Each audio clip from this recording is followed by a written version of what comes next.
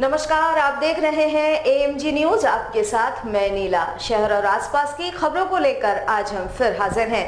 जमशेदपुर के सीताराम डेरा थाना क्षेत्र में खटाल संचालक से अपराधियों ने हमला कर 30,000 रुपए और मोबाइल लूट ली थी, जिसकी शिकायत के आधार पर पुलिस ने 3 अपराधियों को गिरफ्तार किया है, जबकि एक अभी भी फरार है। घटना 24 जून की है। ह्यूमपाई बस्ती के रहने वाले खटाल संचालक विशाल तिवारी मवेशियों का चारा लाने के लिए भुयादी की ओर जा रहे थे। इसी बीच कल्याण नगर पुल के समीप अपराधी बादल लोहार अपने अन्य 3 साथियों के साथ उसके सिर पर वार कर उसके पास रखे 30,000 रुपए और मोबाइल लूट कर फरार हो गए थे, जिसके बाद विशाल ने सीताराम डेरा थाने में अज्ञात के खिलाफ मामला दर्ज किया, जिसके आलोक में एक टीम गठित कर अनुसंधान आरंभ की गई, जिसमें बादल लोहार को गिरफ्तार कर लिया गया। उसके स्वीकारोक्ति बयान पर पिंटू सिंह और गौरव भैया को भी गिरफ्तार किया गया। पूरे घटना की जानकारी डीएसपी वीरेंद्र राम ने दी।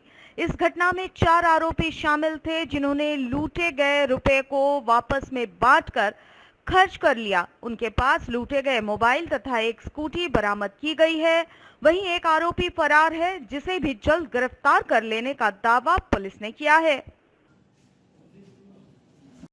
घटना के दिन से ही ये पूरा टीम कांड को उद्भेदन करने के लगे हुए थे, क्योंकि दिन दहाड़े लूट की घटना का अंजाम दिया गया था। इस टीम के द्वारा सफलता मिला है। तकनीकी साक्ष्य के आधार पर जो कंप्लेंट का लूटा हुआ मोबाइल था, वो अपराधकर्मी बादल लोहार के पास से बरामद किया गया। बादल लोहार को जब पकड़ा गया, उसके पास से कंप्लेनेंट का लूटा हुआ मोबाइल फ़ोन बरामद हुआ। इन्होंने बताया कि वो 4 आदमी के साथ मिलकर के इस घटना को अंजाम दिए थे, जिसमें एक पिंटू सिंह और गौरव भैया भी हैं। एक अन्य अपराधकर्मी है जो फरार है। पिंटू सिंह और गौरव भैया बादल लोहार को पकड़ा गया है। ये लूटा हुआ 30,000 रुपये को चारों अपराधकर्मी आपस में बराबर बांट लिए थे, जो खर्च कर चुके हैं। लूटा हुआ पैसा को तो बरामद नहीं किया जा सका, लेकिन लूटा हुआ कंप्लेंट का मोबाइल को बरामद किया गया। इन तीनों अपराधकर्मियों को जेल भेजा जा रहा है। और इस केस में पहले भी इन लोग इस टाइप का अपराध कर चुके हैं। पहले भी जेल गए थे, जो जेल से जमानत पर भी छूटे हुए थे।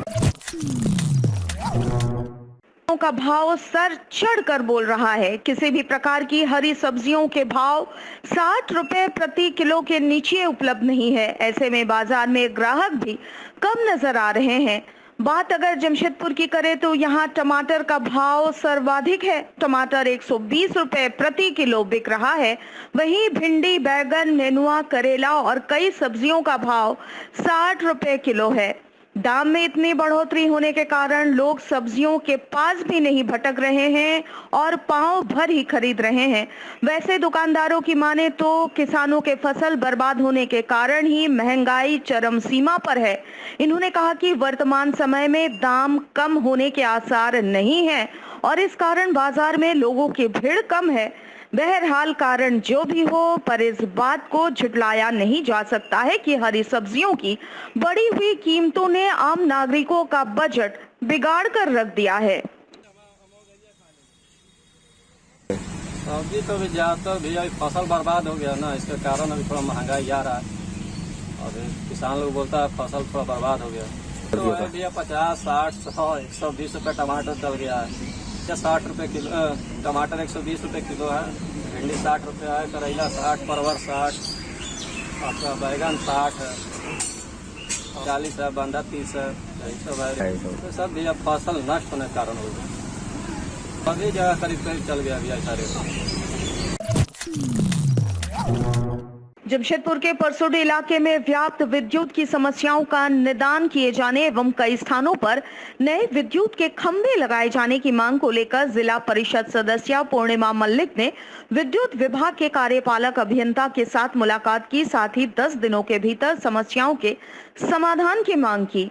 इनके द्वारा करंडी स्थित विद्युत विभाग के कार्यपालक अभियंता कार्यालय पहुंचकर ये मांग पत्र सौंपी गई, जिसके माध्यम से इन्होंने क्षतिग्रस्त हुए हाई टेंशन तार को बदले जाने, विभिन्न इलाकों में नए विद्युत के पोल लगवाए जाने, हाई टेंशन लाइन में जाली लगवाए जाने एवं 100 केवी के ट्रांसफार्मर के स्थान पर 200 केवी के ट्रांसफार्मर को लगाए जाने की मांग की गई है।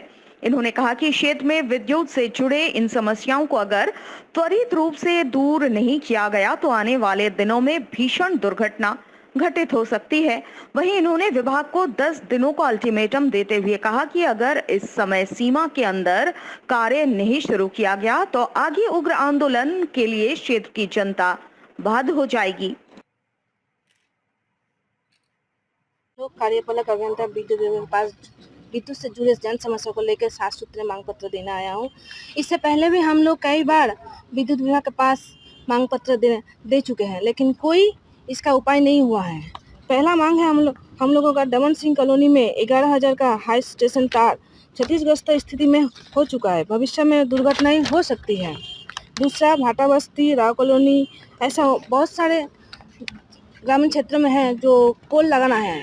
सभी बस्ती में देख रहे हैं तो बांस की तारों से झूल रहा है, कभी भी दुर्घटना हो सकती है। आखिर क्यों विभागीय सब बंद हो चुका है।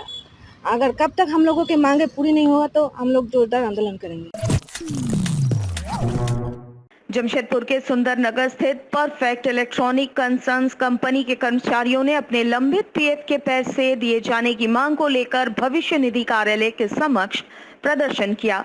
बता दें कि वर्तमान समय में कंपनी बंद हो चुकी है और यहां 250 मजदूर कार्यरत थे जो 60 वर्ष की आयु को पार कर चुके हैं।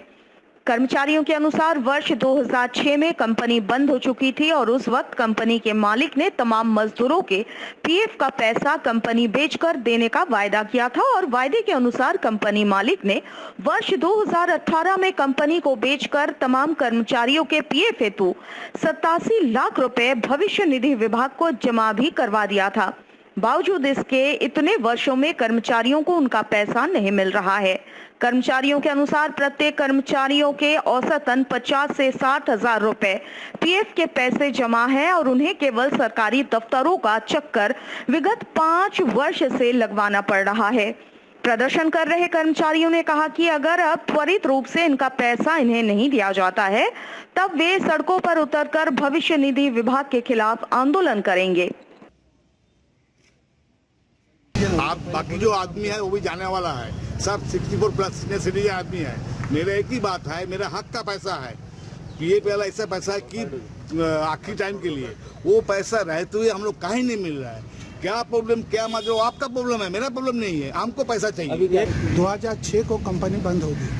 कंपनी बंद होने के बाद हम लोग का एकदम मैंने रास्ते पे आ गए और तो कोई लड़का इधर कोई उधर करके काम कर रहे हैं। तो उसी समय हम लोग का पीएफ बाकी था। कंपनी का मालिक बोला था कंपनी बेच के हम तुम लोग का पीएफ दे देंगे। तो 2000 उसके बाद कंपनी बेच दिया। बेच के सेंट्रल बैंक में जो पैसा आया उनमें से 87 लाख रुपया पीएफ अपने से काट लिया। आज 5 साल हो गया है। आज डेली आ रहे हैं हम लोग यहाँ जाके, अगर लकड़ा साहब से भेंट कर रहे हैं जो असिस्टेंट कमिश्नर है, वो बोला उसका पास जाइए, ये बोला उसका पास जाइए। हम लोग का कुछ नहीं, हम लोग का अपना पैसा मिलना चाहिए। जो पैसा काटा है, जो भी 87 लाख रुपया दिया हुआ है, उनमें से हम लोग को पैसा दे देना पड़ेगा। विश्व पेपर बैग डे के मौके पर स्कूली छात्रों ने प्लास्टिक की थैलियों का उपयोग नहीं करने के प्रति जागरूक करते हुए बाजार इलाकों में जागरूकता अभियान चलाया। चिन्मया विद्यालय बिष्टुपुर के छात्रों ने रोटरी क्लब जमशेदपुर फेमिना के सहयोग से ये अभियान चलाया। इसमें एक रैली निकाली गई जो बिष्टुपुर तथा कदमा बाजार इलाके में घूम घूम कर लोगों को जागरूक करती नजर आई। इनके द्वारा नुक्कड़ नाटक के माध्यम से सभी दुकानों एवं ग्राहकों को प्लास्टिक से होने वाले नुकसान एवं प्रकृति पर पड़ रहे प्रतिकूल असर के विषय में अवगत कराया गया। साथ ही सभी से प्लास्टिक का उपयोग छोड़कर पेपर बैग को अपनाने की अपील की गई। आज हम international plastic bag free day मना रहे हैं।